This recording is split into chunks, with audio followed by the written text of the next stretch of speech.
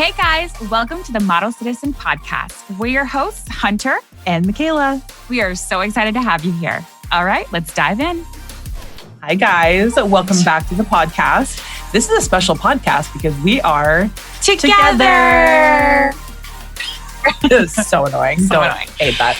We are so together that I can smell Michaela's breath. Like we are knees touching tits together. Like we are together, hovered around one microphone. This is like if we were in the womb. This is how it should have been. I feel like we should have been born twins. Yes. And this is the way that the world really intended for us to be. I agree. Just nipple to nipple. Nipple to nipple. You guys, I'm in New Jersey. I'm visiting Hunter and sweet nephew Hudson, and we're recording. And I'm not smart enough to figure out the second setup. So now we are doing it this way over one microphone, two girls, one mic, and this is why the episode is called Mom and Dad Don't Listen to This. Yes, we are calling this Mom and Dad Don't Listen because we asked you guys to kind of share with us some topics that you think are taboo that, you kind of can't really talk about or you don't really hear being talked about. We have a little bit of everything. We kind of run the gamut here. We have a whole bunch of different topics. And before we get into that, though, I do have to tell you guys that I finally met Hudson. Yeah. And it was life-changing. I'm obsessed. I'm fully obsessed. Yeah. He just stares at Michaela because Michaela has red hair. And I don't know if you guys know, but babies can really only see black and red for the first, I want to say like 6 to 8 weeks of life. Don't come for me if that's wrong. Like I can already hear my DMs being like, no, that's not true. But it's 8 weeks and you're the worst mom on the planet for not knowing. Yeah, definitely he stares at me. I mean, I thought it was because I just exude beauty and grace, like earthly beauty that he's never come across before. It's just the red hair, Michaela. But apparently it's just the red hair. And the black shirt you were wearing. And the black shirt that I was wearing. And if I can't confirm or deny if I wore a black shirt on purpose, so that he would look enamored with me, but I'm not saying that I didn't. I'm like, it might be the rattle that's hanging from your nose. Yeah, I'm like, exactly. Wow, I wonder why. I'm like, it could be the breast milk that I put behind my ears as a fragrance. So yes, you guys, I have finally met him and he is everything. He is so sweet. I can't put him down. Really just trying to figure out ways that he can fit into my suitcase, ways that he can fit into my bag. Yeah. Definitely going to look into buying a new tote. He just constantly is just trying to suckle so I have lactation brownies and both my dad and my sister have multiple days in a row reached for the lactation brownie and the lactation cookie. And I said, listen, if you're willing to help out, go for it. If it makes you lactate, don't think I'm not going to tap you in. Take advantage. For help. She has these absolutely delicious looking treats. I get off of my 6-hour flight. I come to her house. I'm in her kitchen. I'm so hungry. And I just see this stack of incredible, delicious treats that just look so yummy. Yeah. And I go to grab for them. And then I just read, what does it say on it? Like Milky Mom or something? Milky Mama. Milky Mama. And I stop dead in my tracks. And I'm just like, oh, got it. These are for lactation. Yes. Thought perhaps I will still eat it and we'll see what happens. But yes, definitely a jarring experience. Imagine you just immediately start to feel let down. Can I just say your lips look so large and luscious? Like I'm just looking at them up close right now and I'm like, wow, those are from some flappers. It only took $1,500. Which we're going to get into, which we love. We love. They look gorgeous. Thank you. Wow. It's the first time you said anything, so thank you. No, maybe it's because they're moisturized. I asked if she wanted to wear some chapstick or lip balm and you're giving me a run for my money here. I think you may be the bigger lip now. I know. Hunter's so annoying because when she got pregnant, she gained only a stomach because there was baby and placenta and fluid and then gained lip. Like her lips got huge. And then immediately deflated the day after. No, I think that they still look really full. But it was just like, how dare you literally only gain weight in your stomach and then your lips of all places. Meanwhile, I'm shoving Juvederm into it, literally putting so much money into my lips for them to look. I really did a Kim Kardashian. Yeah, I think you did. You know, she kind of gains it in her nose and in her lip. Her nose. And I did gain it in my nose. I felt my nose got wider. And the next day I looked in the mirror and I thought, well, there it goes. There it goes. So, back to just regular old me. Yeah, it's definitely not as financially viable to choose to have pregnancy because you want big lips. I would just, if you're going straight for financials, just pay the money and do the Juvederm. But thank you very much. I'm going to take that compliment big time. We all want big old juicy DSLs. God. Just big juice. Big old juicy DSLs. We all want. That is really funny. So I'm really excited to get into today's episode. So I think this is going to be have to be a 2 or possibly a 3-parter because, Michaela and I are very open about things like, listen, right off the bat, butt hair. Do all of us not have hairy butt cracks and hairy buttholes? I just want to know. I think I would say most people. But I think mine, because of hormones, it must be. You know how your hair grows during pregnancy? Yeah. It was at that point where it's almost sticking out. And especially if you're with your husband and they're a butt guy, right? You're please, for the love of God, don't feel this really soft, luscious, gorgeous hair that's growing out of my butt. And shaving it is impossible. Oh, it's the worst. Yeah. So lots of butt hair going on over here. I hope my husband downstairs is listening, an avid listener of First Time Caller. Yeah, never listen. Never listen. We literally talked about you on the podcast and he was like, oh, I had no idea. Yeah, I had no idea. But yeah, things like butt hair or nipple hair. For instance, again, nipple hair kills. I don't have any nipple hair. You actually don't have any nipple hair, I will say. Nipple hair is not a thing that I have, but I have hair literally everywhere else. I do have hair on my nipples, I will say.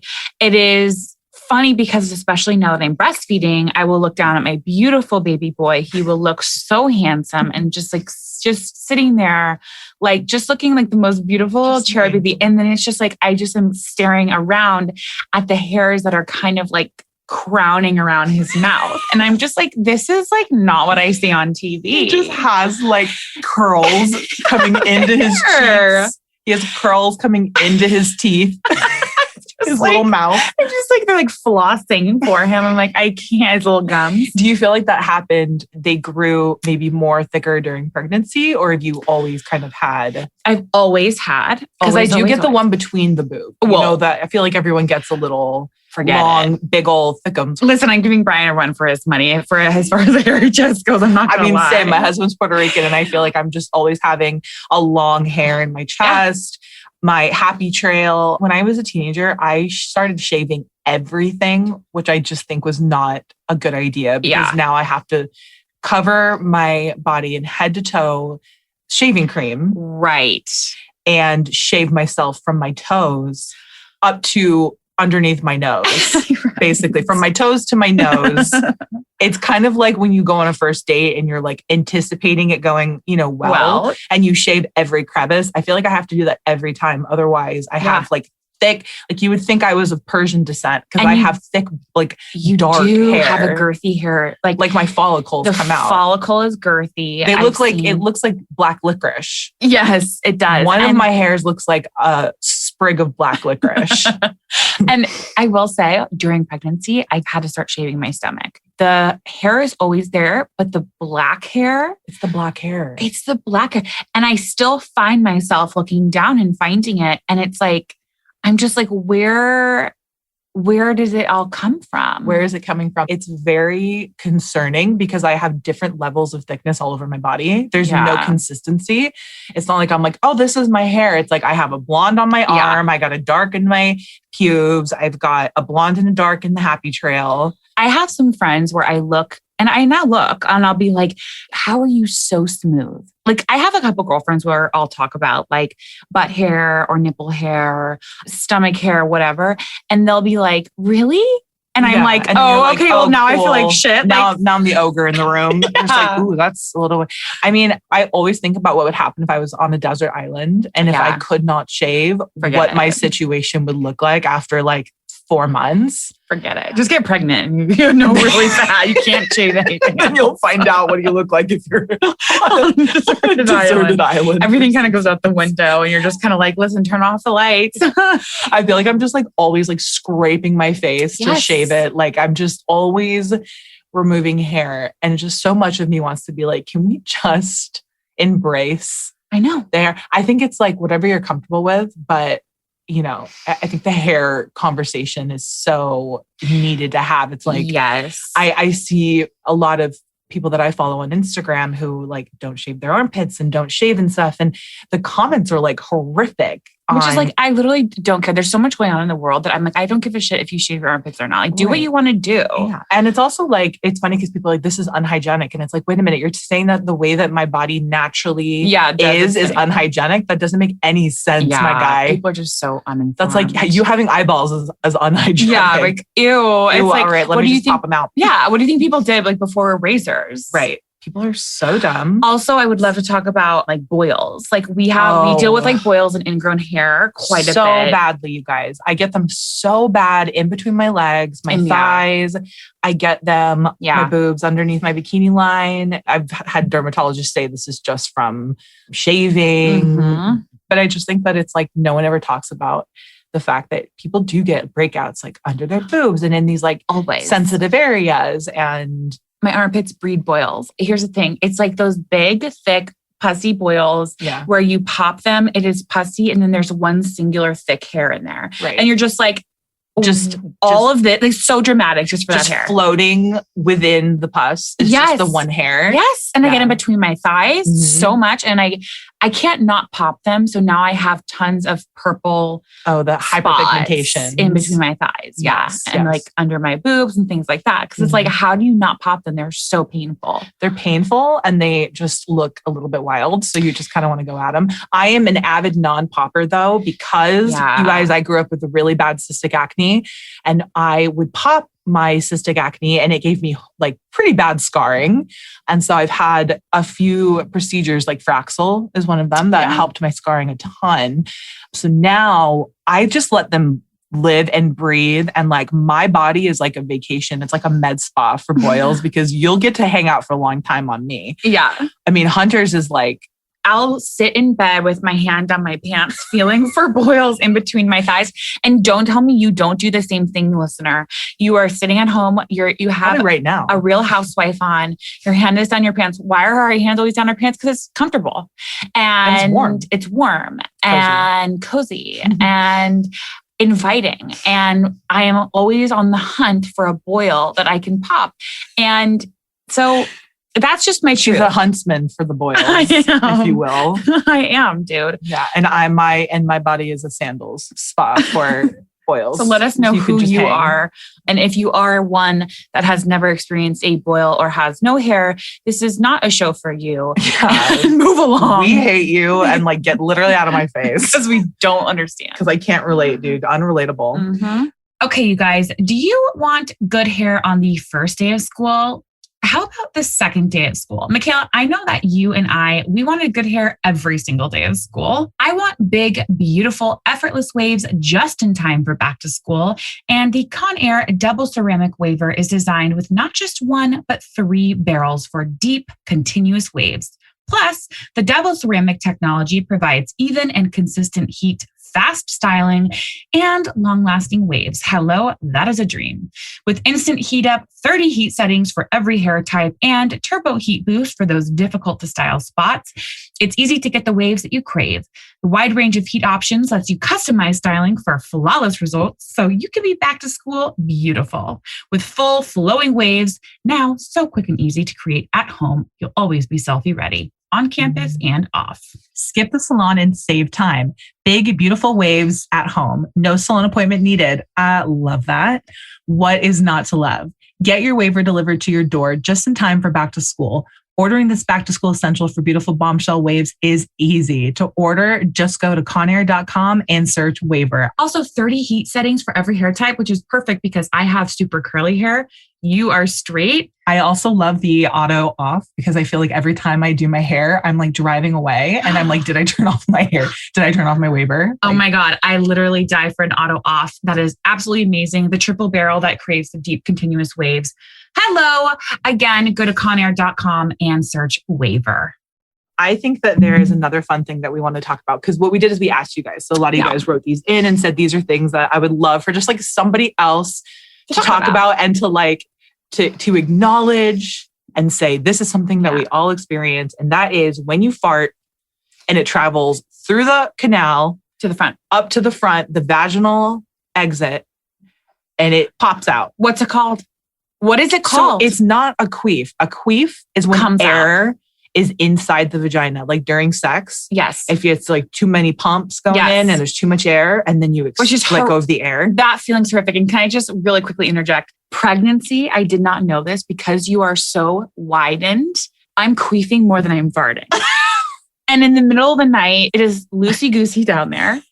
And I don't know how it's getting out. I don't know how things are. Do you just sound like a howitzer down there? It literally is constant. And I think it's because down there is so stretched out. Because I had posted, I was like, what about queefing? Like on my stories, and everyone was like, oh my God, no one tells you about this during postpartum. What if you hadn't posted on your stories for like 2 days and then you just post, what about queefing?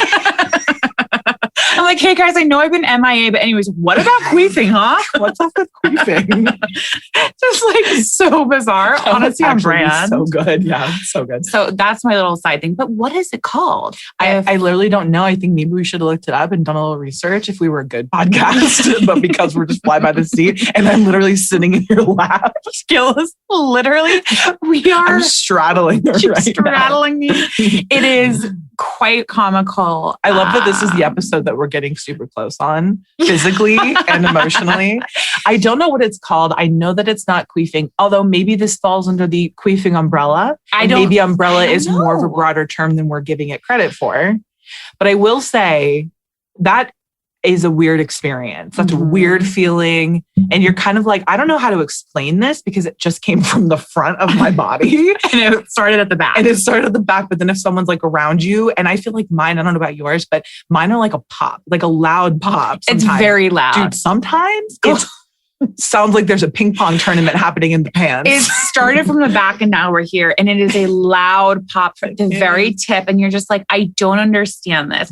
It doesn't make sense how it travels. It feels like a little ball. It does. It feels like a ball that's really enough. It's like Indiana Jones's the boulder that comes at you at Disneyland, and at the very end it pops. And I feel like you can try to hold it in. Yeah. It's a louder pop if you try and hold it in, and more, because it's building up into a bigger Indiana Jones sized boulder. Yes. And then it just releases. And it's multiple. And that's the worst, is when it's like you're just like, okay, well, just like, cool. I'm literally farting from the front. So like, I don't know what to tell you. And you're just like in bed with your husband, or you're like sitting on a plane. Literally farting from the front, dude. So I don't understand. And I want to know, like, yet another thing men don't have to deal with, because it just is going to come out their back anyway, no matter how they slice it. Imagine if it didn't, though. If it did also go out the front for them, it's just like, it's so chaotic. Such chaos. Why were humans pandemonium? Why were humans made like this? That is normal if you're experiencing that. I'm no doctor, but I am telling you it's normal. A lot of people also wrote in about vulvas, vaginas, etc., looking the way that they are naturally.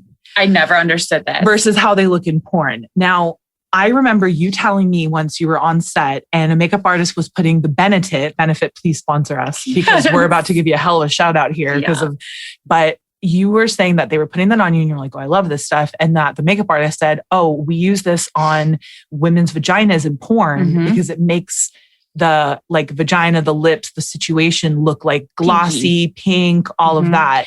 Yeah. I'm not going to say that I haven't tried this. I'm not going to confirm or deny, but if you haven't bought that and you feel like making your vagina look like a glazed donut, I highly recommend it. Now, all of that to say, nobody's vagina looks like the vaginas in porn. It's never hanging low and hanging out ever. No. And I want to know why. But I do. I mean, I'm not like an avid porn watcher these days. I've hung up my hat, if you will. No, I actually remember for like a brief period of time, I was like, do I want to get into that just for funsies? Because like where we're from, like the valley, the San Fernando Valley is the mecca of porn. And you think it's like this like fun thing that you're going to get into. And then you're just like, oh wait, there's like a lot of like problems within this industry. And also like, I think everyone is like, am I going to be a stripper? Like you think about it. You're like, do I have it in me to be that?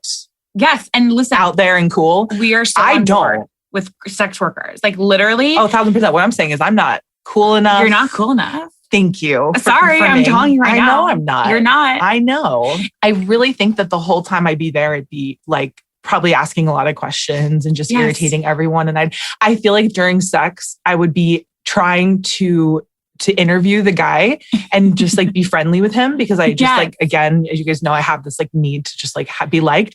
And so especially if we're going to have sex, I want to like know more about you. Right. I'd probably be asking him, I'd be like, so like, where did you go to school? Oh, Pepperdine. Oh, and they'd be like, Michaela, what does your coat of arms look like? What did your coat of arms? Were you in Greek life? Yes. Like it would just be probably not great for them. I think that the porn industry has really ruined a lot of A, the way that we look at our bodies, and B, people's sex life, because the things that happen in porn do not happen in real life. I am so sorry, but like guys who are like, I can make you squirt. I'm like, literally, no, you can't. That's the best when guys, they're like, I'm going to make you squirt. And I'm like, okay, well, I'm going to make your penis come blue semen. That's what that sounds like to us when guys say that stuff. Yes. No, you're not, because that's not what my body does. And it's literally like, and if you're out there and you're like, yes, it is like amazing. God bless you. Like it's seriously incredible. Like squirting is a thing. We will send you flowers. Here's the thing. For a lot of women, it's this pressure I think the porn industry has kind of put on us, especially like the way that like everything looks, like your vulva, like everything. And I think that like, I actually remember working with a makeup artist who was like, I have never had sex because I'm so insecure about the way that my vagina looks. Yeah. She was like, do your like inner lips like hang down? And I was like, yeah. She's like, wait, what? And I was like, yeah, that's so normal. Yeah. I think, and also because porn was created and it caters to the male gaze. So it's not really, I actually follow a girl on Instagram. Her name's Erica Lust, and she's a producer, I believe, of like more female storylined porn and like inclusive, non-binary. She's like more LGBTQ plus, like inclusive. And she tells stories more from a female perspective. Right. And I follow her because if we're going to be talking about like porn in that sense, I think there needs to be more of that flooding the internet, as opposed to the male gaze centric porn that most of us grew up hearing about, seeing, whatever, because it's skewed towards straight men's like gaze and preferences and things. And it makes us feel bad. Like the thing is like there's nothing wrong with the way your vagina looks. The thing is like, listen, mine looks like a straight up Arby's roast beef sandwich, like with a side of curly fries. Like we are, you know what I mean? And I think that it's important to like acknowledge that and be like, listen, like this is very, very normal. Yeah. And I remember telling that girlfriend of mine, and I was like, girl, like, we all have it like that for the most part, right? And she was so taken aback because she was like, really? Like, I never see it represented that way. Absolutely. And, and so I was like, listen, like, we need to talk about this because I think that this is something that we should not be uncomfortable by whatsoever. Yeah, you guys, like multicolored skin down there. Yeah. Different sizes, things hanging left, things hanging right. Like things hanging low, sticking to your leg. Like, listen. Yeah, like I'm not somebody that has the inner folds, not knowing also the anatomical names for things, the inner folds that hang, but definitely like the lips around are juicy. Like they're not this tiny, like sometimes I'll see bathing suits and I'm like, where are my lips going to go? Dude, one is going to be fending for itself. One is going to be cupped and the other one is going to be literally out for themselves. Yes, dude. Because my situation, the way I'm set up, it's not going to fit in there. It's almost like I wish that we could have a community of women who post photos to each other and of each other's vaginas, so that just for the sheer like normalization, because the people whose vaginas you see are the people who usually are conscribing to that ideal and are in pornography. They know what their situation is. They know that it's like that typical like classic porn vagina. So you're not seeing like your friends per se. I mean, maybe you are. I don't know. I don't hang out spread eagle with my friends too often. Me neither. Too often. Time to time. But I do think that there's like something to be said about seeing that and being like, oh, that's what everyone else's vagina looks like. It looks like mine, or it looks totally different than mine. And I think that's totally the other thing. Yeah, that's the other thing is like how different we all look. It's just like our faces, our bodies, our skin, our hair, everything is so different and unique. Same thing with vaginas. They're all going to look so different. Yeah, absolutely. And we love your vagina, guys. And we're actually on tour with the vagina monologue. So it's the vagina monologue. But that also brings me to, we also had a lot of people say like vaginal discharge, things like that, right? Like I always like remember growing up and being like, is this like normal? Like, you know what I mean? I'm just like, what am I like? Do people like go through like underwear? Like, I was just like, what is this? Because we also didn't learn this in middle school. We didn't learn this in high school. No. Does anyone know what we learned in health? I'm honestly wondering. I literally saw a baby being born and they were like, so that's that. And you're just like, you see the baby being born, but the boys, I don't think see the baby being born. And so men grow up literally thinking that. Do you know that I found out that a lot of guys don't know that there are two holes? There is your urethra, and then there's like the part to the me not knowing literally any anatomical. Like I said, don't become a doctor. I'm not a doctor. Okay, I just know where everything is. It's kind of like how I'm visual. I give you directions. I can tell you that there's a tree on the corner, but I don't know the street name. Right. Well, technically, we have 3 holes down there. Well, yes, of course, but I just mean specifically. Right. Not you Googling. There's uterus, there's urethras, all the fun stuff. A lot of people, though, did not know. Yeah. Like men, I mean, that there's 2 separate holes. That is, I remember that because I asked my husband and he was like, yeah. Yeah. Well, I've had a guy be like, well, how do you like with the tampon? And like, then do you pee on the tampon? I was like, well, there's 2 holes. And he was like, what do you mean? I was like, there's 2 holes. And he's like, well, yeah, there's the front and the back. And I'm like, no, 2 in the front, 1 in the back. Do you understand? Now you get right. Me. And then I literally had to like pull up. I can't. See, what are we learning? We're learning nothing in health class. So share this. We don't talk about vaginal discharge enough. It's so normal. I deal with it all the time. I know that like before, I feel like my period is almost 24/7 in some ways because you feel like a week before you're like discharge. Yeah. It's all different colors. Jelly is down there. Everything. You come down, there's jelly. Maybe there's a cottage cheese moment. Yes. And then your underwear is stiff as a board. And you're just like, what exactly is the concoction down here? Right. Like I look like I baked my underwear for 25 to 30 minutes. I know, dude. Always. And then you have your period. And then it's like afterwards, it's like the brown discharge. And then you have blood. like 4 days. And then you have about 4 days. And then you start wanting to kill your husband. There's just no relief for any of us. There is no relief. I've kind of chalked it up to just consistent discharge down there. Consistent discharge, the name of our podcast episode. But the point that we're trying to make is that it is so normal, you guys. Yes. Like, well, some discharge is not normal. And again, not doctors, but you know, definitely if there's something a little bit crazy, look into that. Like if there's things that are like, you know, blue and if there's something blue, silver coming on down there, then maybe, you know, go and get that girl checked. But if there's something blue, then the guys that I told that I'm going to make their semen blue are going to come for me in the comments. They're going to be like, see, so it is possible. So, and then you know that there would be one of those guys. There's always that guy that's like, oh yeah, make my semen blue. Let's do it. These are things we want to talk about. Another big one, gosh, period sex. Period sex. That is so interesting. I feel like that is such a personal. It's a personal choice, like whether or not you're down for it. I know that I've definitely had it.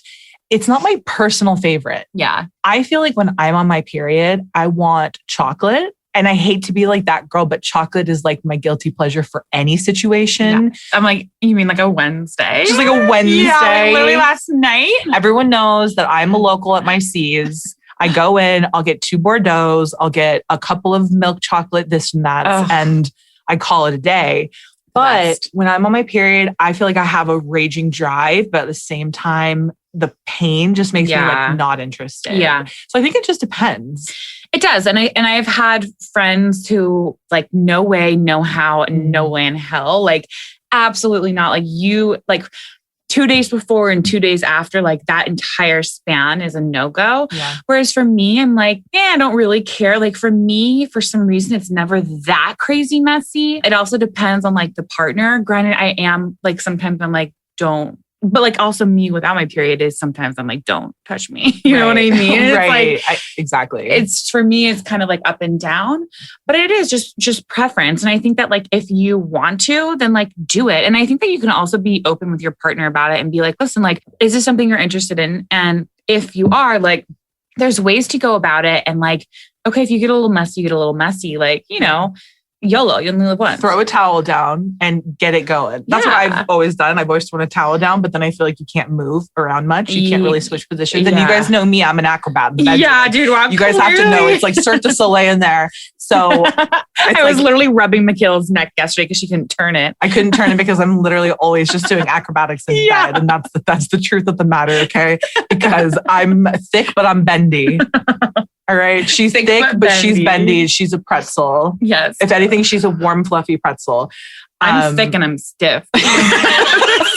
So you're like a breadstick and I'm like a pretzel. Yes. I feel like I don't like being constricted to like one area. Yeah. And I feel like if you're on your period and you're somebody like me, I have white sheets, you guys. Yeah. You got to get out. White. My whole house is white. My walls are white. My carpets are white. It's not conducive to period sex. I will say, I know that orgasms do relieve cramping. I think maybe just a combo of all of it. And then you're just really in there.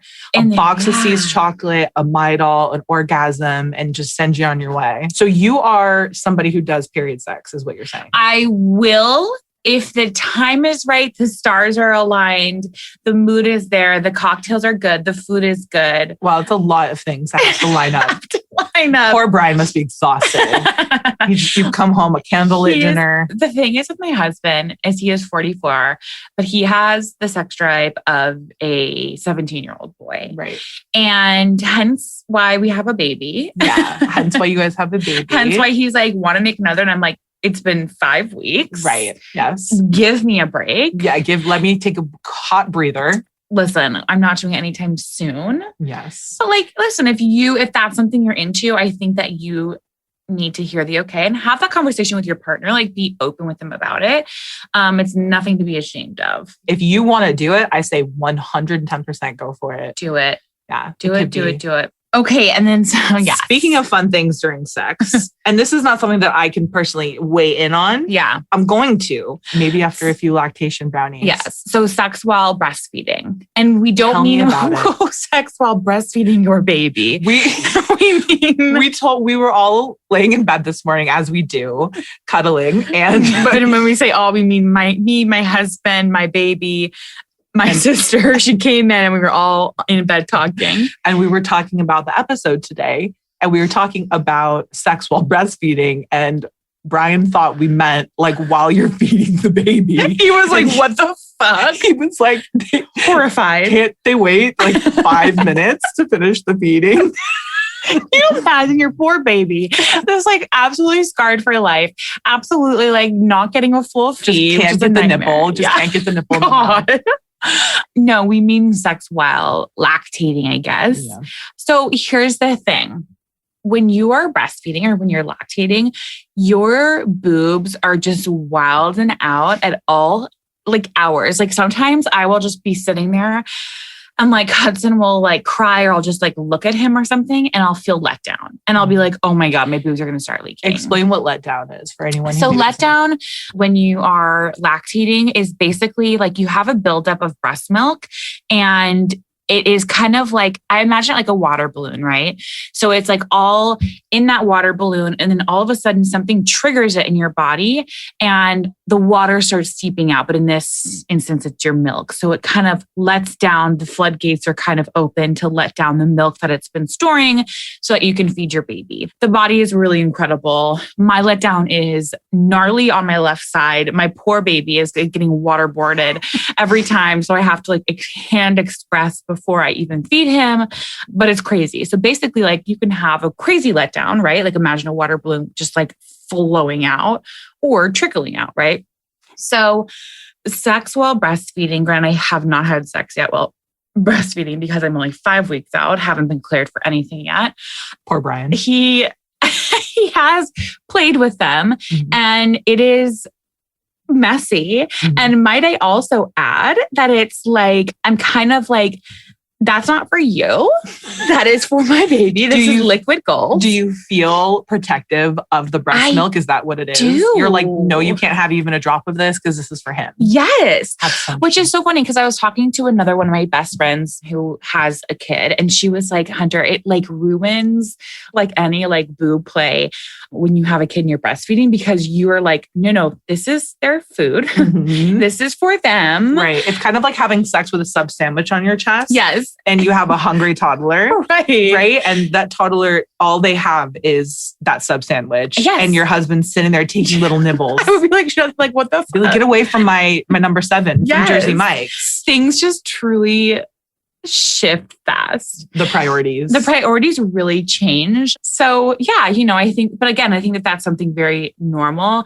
And I also think that if it's like something that you're insecure about, like, oh, we had sex and like I started leaking or whatever, it's like, this is literally the female body. Like, it's pretty incredible that your body is making all the nutrients that your baby needs if you are breastfeeding. I know a lot of moms are not. And I just think it's pretty incredible. And it's like, also guys are like, they literally don't care. Like they literally don't care. They probably wouldn't even notice. That is the last thing they're focused on. And I think that it's like, yeah, it just comes with it. It's just part of it. Right? Yeah. And have fun with it. If you're into it, like have fun with it. I know you mentioned that there was a scene and I'm not watching that, but there's a show on right now that I'm sure you guys probably heard about. It's called Sex Life. It's on Netflix. And I'm not going to like spoil anything, but I will say she is breastfeeding in the show because she has a baby. And there is a particular scene that had me rolling on the floor just because of like how it was supposed to be so hot. And then it was just, let's call it a milky situation, if you will. And it was just the way that they built it up to be this like really hot moment. And then that kind of like everywhere. I can only imagine that it was probably a little extra. Like I'm assuming it doesn't squirt out and cover and drench the face like a cartoon. Well, my left one might come for you. My left one may give you a run for your money here if they could talk, but yeah. And it was such like an interesting and funny moment because I don't think I've really ever seen it played out so literally in a show. Usually they like suggest it or we joke about it or whatever. But to see somebody actually doing it on screen, I was dying. It was so good. If you guys have not watched that show, I haven't watched it yet. I highly recommend. It's definitely an interesting, intriguing one. Right. Okay. Another thing. Okay. Hemorrhoids and fissures. Oh my gosh. About fissures. We were talking about this.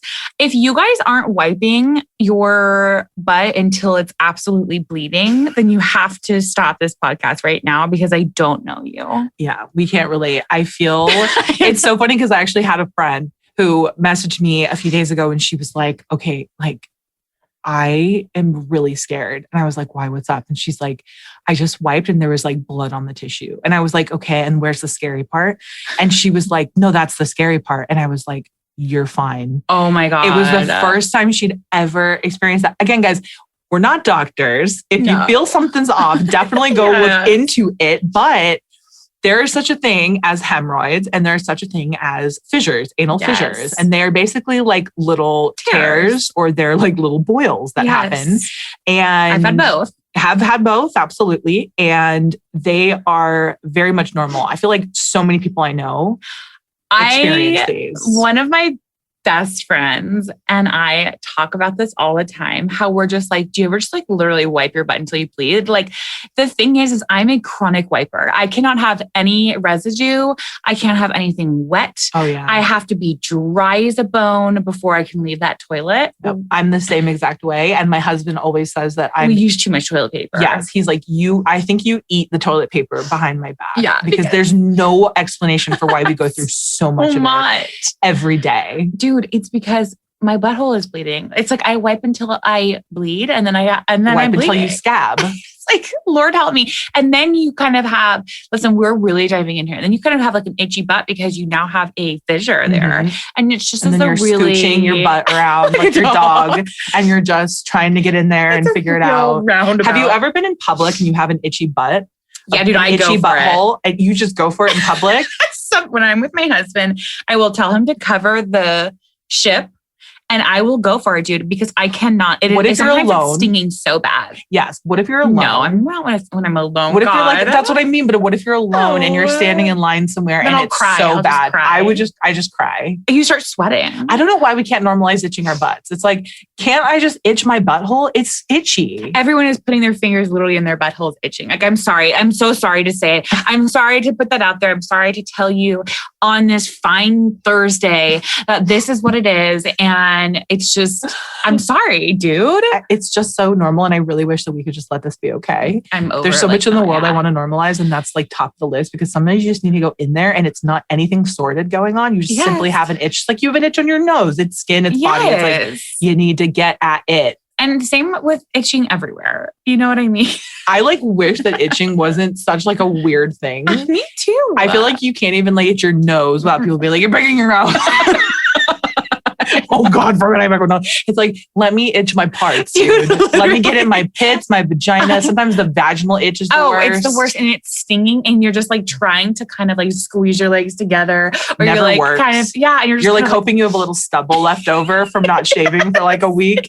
And that the stubble will like rub against the itch. Never. Yeah, dude, it literally is just one of those things that we need to normalize. So I want people to know that you have not had a single unique experience in your life, because we are all itching our vulvas and our buttholes. And we all have bloody buttholes. And again, if you do not, and if you never have, you got to go. See yourself out. You just like simply need to get out of here. Yes. Another one that we should talk about, because it is something that I feel like is always on the internet. It's always on social media. And that is like plastic surgery, all that fun stuff, right? I think that that's something that needs to be talked about. And I think it's important that our listeners like know where we stand on this. Yeah.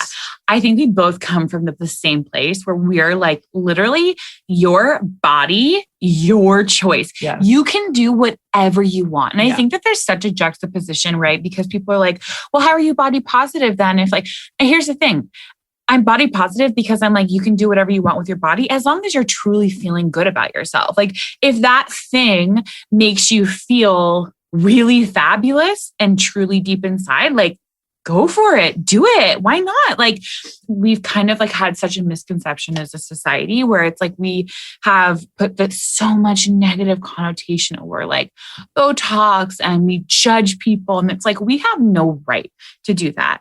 And literally, whatever you want to do, it's your body, your rules. We can't sit here and say that for one thing and then not for the other, right? I think that that's a good point. At the end of the day, body positivity, body neutrality, we could talk about all these things. And these things are so important. These movements are so massively important in our world.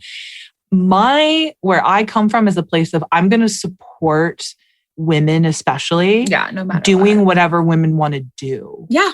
That's above all to me. Yeah. I'm going to support you as a woman making your own decisions. Right. I'm not going to tell you what is a healthy, quote unquote, decision to make. Right. I'm not going to tell you what is a good or bad decision. Like if you come to me and you say, hey, Michaela, I want to do this. What do you think? I'll ask some follow-up questions. We'll chat about it. Yeah. Of course, you ask my opinion, but like this whole feeling entitled to tell people what to do with their own bodies is nuts. And shaming other people. And it's like, just like you said, we can't be, pro women doing whatever they want with their bodies when it comes to certain things, and then turning around and telling women what to do with their bodies in another facet. It's like, you have to either subscribe to the whole idea of empowering women to make their own decisions. It's not up to you to decide whether that's a quote good or quote bad decision for them to make.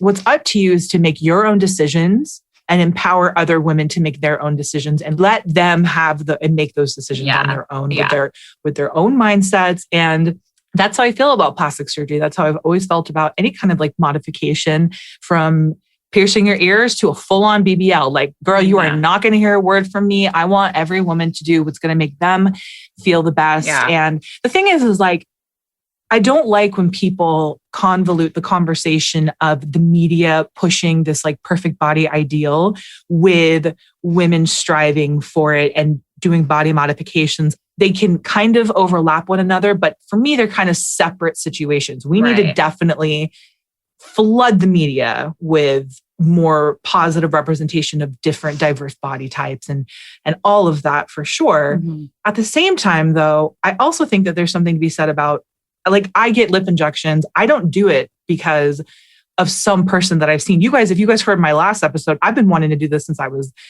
15 years old. Yeah. And not because I didn't like my lips, but because it's fun and I wanted to. And it's kind of like how you put on makeup or how you do this or that.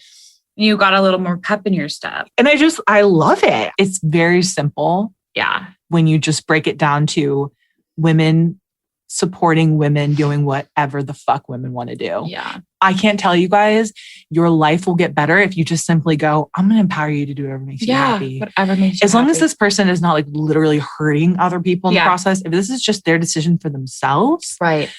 I'm like, go for it. Go for Balls it. to the wall, babe. Like, get all the things you want. Like, I'm going to support you. Yeah. And we're here clapping for you. The problem is that the world is already working against us out there. They're working against women. They want to pit us all against each other. For me, that's a bigger hill for me to die on than any other things that kind of like supersede that. Right. It's more important for me to empower the women around me than to like have a huge discussion about whether a boob job is, giving into media's antiquated, male gazed, concept of beauty. I want to just simply empower the women around me. And that's it. Yeah, absolutely. Full stop. And it's such a relief because then you don't have to get all up in people's business. Yeah. Again, like Michaela said, it's like, do what you want to do, but just like make sure you're happy. For sure. But I think we all need to acknowledge that there is a way bigger issue at hand. And we need to heal that issue while not getting mad at the one girl on Instagram who's posting about her lips and her Botox. Anyone who listens to this, who has sent me a message like this, damn well this is what you're going to hear back from me. Anytime anyone says anything like that, where it's like trying to start like a judgmental stirring of the pot, I always respond, there are so many better ways to be spending your time right now, I promise you, than being in my DMs talking about somebody else's body. There's real shit going on in the world right now. There's real people that need help. They need your time and energy. And I'm not getting on a soapbox here. Like, it's natural for us to like judge and do all that. I'm saying, like, if we stop it and catch yourself doing it and be like, I'm not going to do this anymore. I'm going to take this time and I'm going to put it towards something that will better myself, better my community, better people around me. Because the world, you guys, they want us tearing each other apart. There's nothing that... It's $1 billion business. Yes, it's $1 billion business. They want us to tear each other down. And I'm just simply not going to do that. You're not going to find that on my platform. You're not going to find that in our podcast. What you will find on our platform is vaginal discharge, butt itching, bloody butts. That's what you're going to find here. We do not tear a woman down. We only tear up our buttholes, apparently. That's our brand. I'm so glad. So I hope that made some sense, you guys. And I know that I've talked about this before. We both have talked about like our stance on this before. But we just want to support women at the end of the day. Gosh, we only touched a very, very small percentage of these topics, but we will be continuing these episodes and talking about these things because, again, like, we want this to be a safe space. We want this to be a place where you can feel heard and feel validated. And, that's really what we're all about. Yeah. We are always like down to talk about any of these topics. And I know that and I think that especially with women, there's so many quote unquote taboo topics that we're not allowed to talk about. Sorry, guys, you came to the wrong podcast if you don't want to be talking about the taboo topics. Like, we are here to talk about all of the things. Yes. So we will definitely be doing a part 2, 3, 4, 5, 6, 7. I feel like we could literally go on for days. And if you have anything that you are like, oh, I really want to talk about this. Is this something that you deal with? Or is this something that, you have heard about, whatever, like, slide into the DMs. Things are always anonymous. We will always touch on the subjects and, of course, not share any of your information. We just love you guys. We are also going to share a review of the week. We should probably make a special song where it just goes, review of the week. Well, you did it last time, and I feel like maybe we should just record you doing that. Just saying review of the week. Review of the week. Yeah. Oh, you know what I would love to do, actually? Definitely a review, but it's more of a DM from somebody. Oh, God. This was amazing, you guys. This made our hearts soar. So this user She said, so I barely ever use Insta, but I had to message you. After listening to last week's episode, I literally set a meeting to talk to my boss about a raise.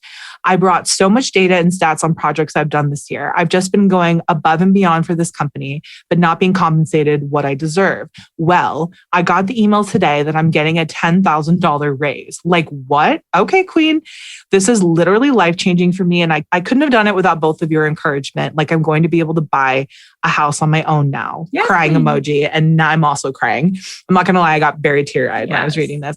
As a Latina designer in a male-dominated industry, it is so hard for me to speak up, but I'm so glad I did.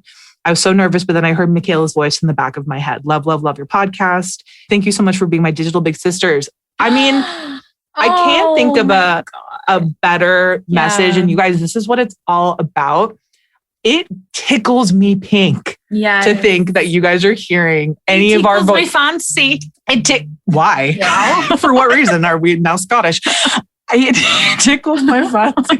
I love that we can empower you guys to do these things because you are so deserving. And if I can say one thing is that you are so deserving, you are so worthy of these incredible things happening in your life. Mm-hmm. And the world is going to tell you you're not. And I'm here and Hunter's here to tell you that you are. So thank you, Isabella. It was so sweet. We absolutely adore you. So excited for you. You 100% deserve it and more. And thank you so much for that DM. You are a legend. Thank you. Thank you, legend. All right. Your digital big sisters are signing off. Bye. Bye. Thank you guys so much for listening. You can catch a new episode of Model Citizen every Thursday. And please don't forget to subscribe so you don't miss any of the action. We want to hear from you, so please leave a rating and review. Follow us on socials for all the behind the scenes action at Hunter McGrady and Michaela McGrady. And don't forget, you are worthy, you are loved, and you are capable of doing all wonderful things. Bye, guys.